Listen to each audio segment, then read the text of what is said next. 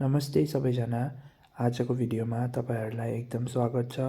आज हामी मसालाहरूको नाम अंग्रेजीमा सिक्ने छौं। यो भिडियो तपाईहरुको लागि धेरै महत्त्वपूर्ण हुन सक्छ। विभिन्न प्रकारको रेसिपीहरू युट्युबमा, फेसबुकमा सिक्दा अंग्रेजीमा यो मसालाहरूको नाम भन्दा तपाईहरुलाई सजिलो हुनेछ एकदम। सो हाम्रो पहिलो मसाला हो बेसार या हर्दी पनि भनिन्छ यसलाई, अनि यसको इंग्लिश ट्रान्सलेसन चाहिँ हो टर्मरिक। त्यसको बाद छ धनिया, जसलाई कोरिएन्डर पनि भनिन्छ, कोरिएन्डर।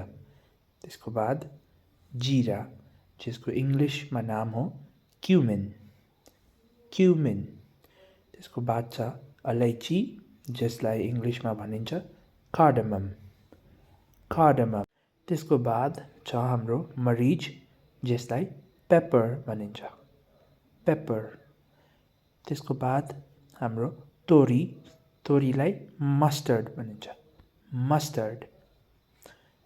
त्यसको बाद छ मेथीलाई इंग्लिशमा फेन्युग्रीक भन्छ, फेन्युग्रीक। मेथीको बाद छ दालचिनी, अनि दालचिनीलाई इंग्लिशमा सिनेमन भन्छ, सिनेमन। सिनेमनको बाद छ सौफलाई फेनल भनेर बोलाउँछ, फेनल।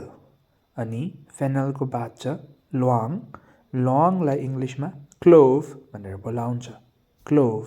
अनि आखिरमा अदुवा लसुन छ, अदुवालाई जिन्जर अनि लसुनलाई गार्लिक, जिन्जर गार्लिक भनेर बोलाउँछ। आजको लागि यति नै।